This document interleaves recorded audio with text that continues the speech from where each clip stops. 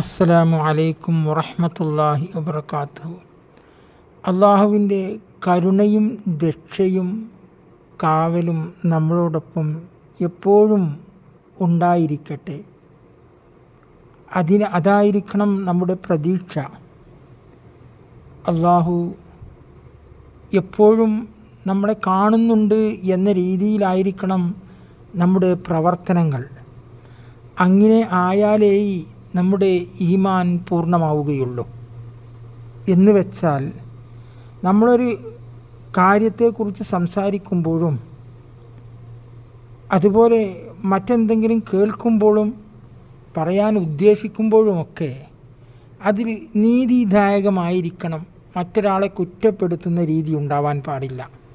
ഞാൻ പറഞ്ഞു കൊണ്ടുവരുന്നത് ഈ ഗീബത്ത് പറഞ്ഞാലേ അത് ആ പറയപ്പെട്ട വ്യക്തി ആരെക്കുറിച്ചാണോ ഗീബത്ത് പറഞ്ഞത് അയാൾ പൊരുത്തപ്പെട്ടിട്ടില്ലെങ്കിൽ തീർച്ചയായിട്ടും അവനക്ക് രക്ഷയില്ല, പറഞ്ഞവനിക്ക് രക്ഷയില്ല. അവൻ നരകാവകാശി തന്നെയാവും.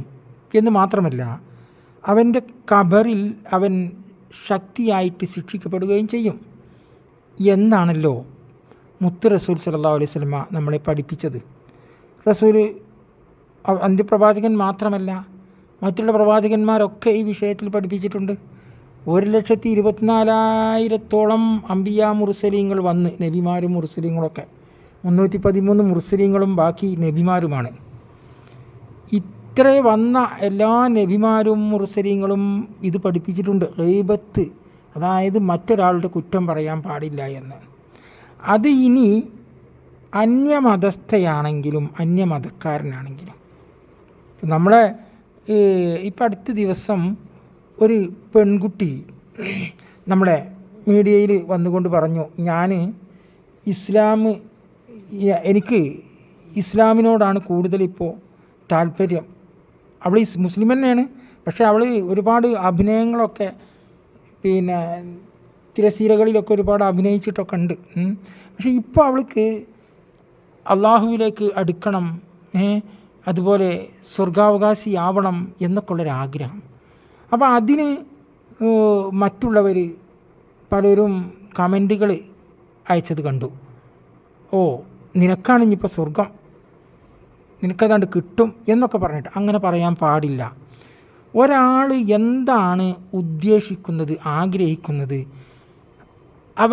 അവൻ്റെ അവസാനം എന്താവണമെന്നാണ് അയാൾ ആഗ്രഹിച്ചത്, അത് അല്ലാഹു തആല നിറവേറ്റി കൊടുക്കും.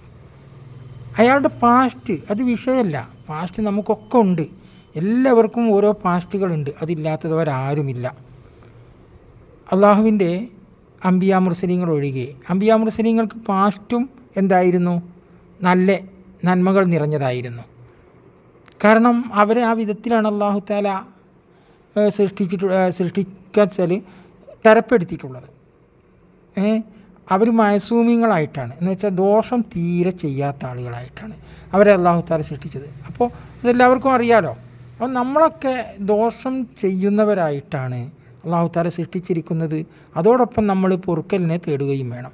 അപ്പോൾ എന്താണെന്ന് വെച്ചാൽ നമ്മുടെ ഈ ഈമാൻ ഇങ്ങനെ പൊറുക്കലിനെ തേടുമ്പോൾ നമ്മുടെ ഈമാൻ ഇങ്ങനെ തെളിഞ്ഞ് കത്തും.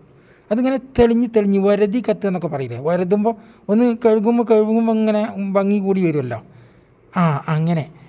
അപ്പോൾ ഏതായാലും ആ പെൺകുട്ടിയോട് അങ്ങനെ പറയുന്നതൊക്കെ വളരെ അപമര്യാദയാണ്. അല്ലാഹു തആല തീരെ ഇഷ്ടപ്പെടില്ല. അള്ളാഹുവിൻ്റെ ഒരു സൃഷ്ടിയെയും കുറ്റം പറയാൻ മറ്റൊരു സൃഷ്ടിക്ക് അവകാശമില്ല. ഉപദേശിക്കാൻ മാത്രമേ അവകാശമുള്ളൂ. നേരിട്ടിട്ട് നീ ചെയ്യുന്ന കുറ്റം ഇന്നതാണ്, അത് കുറ്റാണ്, തെറ്റാണ്, അത് ചെയ്യാൻ പാടില്ല എന്ന് പറയാം. എന്നല്ലാതെ മറ്റൊരാളോട് പോയിട്ട് അയാൾ ഇന്നെ തെറ്റ് ചെയ്യുന്നു എന്ന് പറയാൻ പാടില്ല. അപ്പോൾ എന്താണ് ഞാൻ പറഞ്ഞു കൊണ്ടുവരുന്നത് എന്നറിയോ? ഈ ഗീബത്ത് പറഞ്ഞ പറയപ്പെട്ട ആളും മരിച്ചു പോയാൽ പിന്നെ എങ്ങനെ പൊരുത്തപ്പെടിപ്പിക്കുക? അപ്പോൾ പിന്നെ അവരെന്നും നരകത്തിലാണെന്നോ? അവരെന്നും നരകത്തിലാവുമെന്നോ? പക്ഷെ അതിന് ഇവിടെ നമ്മൾ ഒരാൾ മരിച്ചാൽ അയാളെക്കുറിച്ച് അതിൻ്റെ ബാക്കിയുള്ളവർക്ക് വേണ്ടി, അല്ലെങ്കിൽ ബാക്കിയുള്ളവർ പറയും, മയ്യത്ത് ഖബറടക്കുന്നതിന് മുമ്പ് ഇദ്ദേഹം നിങ്ങളോട് വല്ലതും ചെയ്തിട്ടുണ്ടെങ്കിൽ നിങ്ങൾ പൊരുത്തപ്പെടണം എന്നൊക്കെ പറയും. അപ്പോൾ അത് പൊരുത്തപ്പെട്ട് കൊടുത്താലും ചിലപ്പോൾ ആ മരിച്ച മനുഷ്യൻ മറ്റവരായിട്ട് പറഞ്ഞിട്ടുണ്ടെങ്കിൽ പൊരുത്തപ്പെടാൻ കഴിയില്ലല്ലോ, പൊരുത്തപ്പെടിപ്പിക്കാൻ കഴിയില്ല അല്ലേ? അങ്ങനെയാണല്ലോ. ഈ മരിച്ച വ്യക്തി ജീവിച്ചിരിക്കുന്ന ഒരു വ്യക്തിയോട് പറഞ്ഞു എന്ത് കുറ്റം, ഒരാളെ കുറ്റം അല്ലെങ്കിൽ ഒരാളെ കുറ്റം പറഞ്ഞു, എന്നാൽ അയാൾക്ക് പൊരുത്തപ്പെടാൻ കഴിയില്ല. അതേ സ്ഥാനത്ത് ഇയാൾക്ക് പൊരുത്തപ്പെടാം. എന്നെപ്പറ്റി അവൻ എന്തെങ്കിലും കുറ്റം പറഞ്ഞിട്ട് ഞാൻ പൊരുത്തപ്പെട്ടു കൊടുക്കുന്നു, അവൻ്റെ കാര്യം എനിക്കറിയില്ല, ഇത്രേ പറയുള്ളൂ. അപ്പോൾ എങ്ങനെ ആയാലും ഇതൊരു ഒരു ഒരു വലയാണ്, എങ്ങനെയായാലും മണ് വേറിട്ട് പോവാത്തൊരു വല ഈ ഗീബത്ത് എന്ന് പറയുന്നത്. അതുകൊണ്ടത് പറയാതിരിക്കുക. പക്ഷേ ഇവിടെ ഇതിനൊരു പരിഹാരമാണല്ലോ അല്ലേ?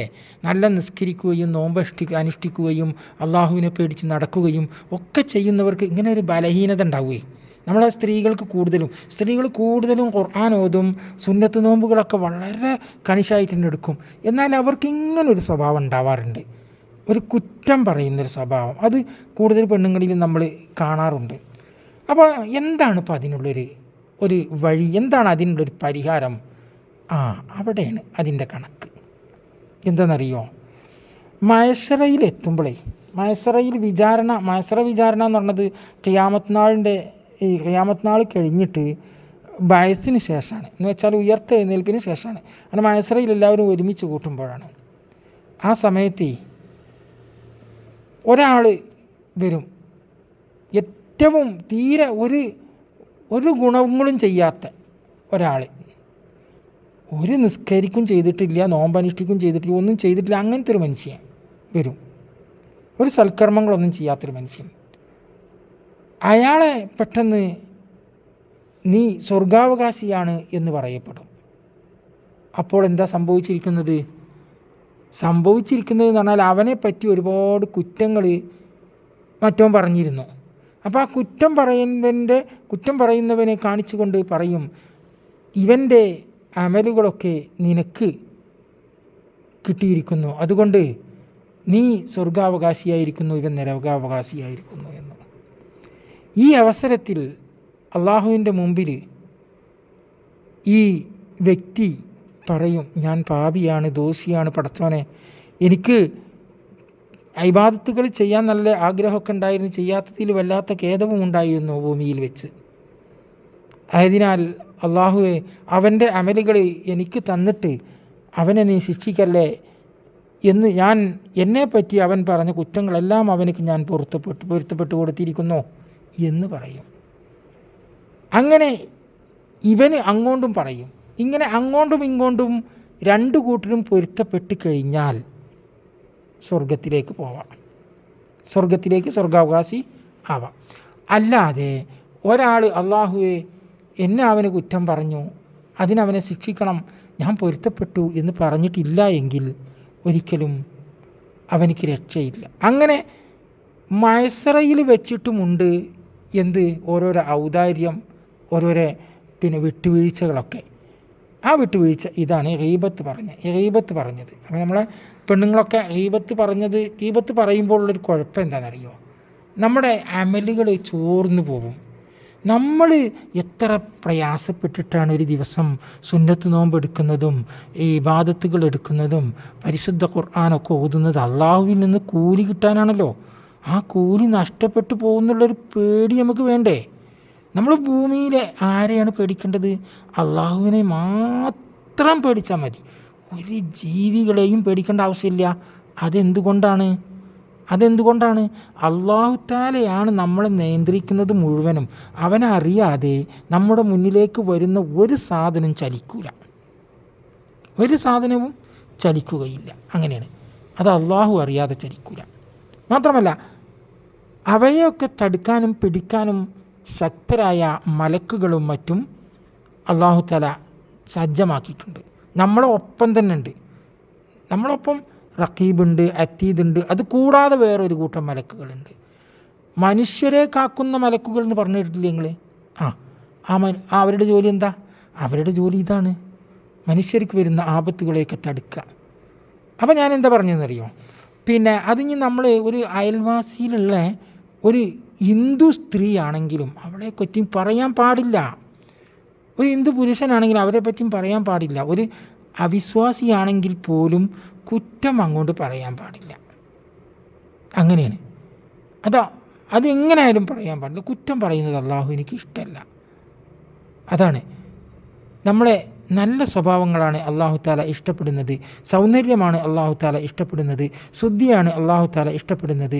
ശുദ്ധി എന്ന് പറഞ്ഞാൽ ശാരീരിക ശുദ്ധി, മാനസിക ശുദ്ധി. മാനസിക ശുദ്ധിയാണ് നന്മ പറയൽ. ശാരീരിക ശുദ്ധിയാണ് കുളിക്കലും വൃത്തിയായിട്ട് നടക്കലും സൗന്ദര്യം കാണിച്ച് നടക്കലൊക്കെ, സൗന്ദര്യമൊക്കെ കാണിക്കലൊക്കെ.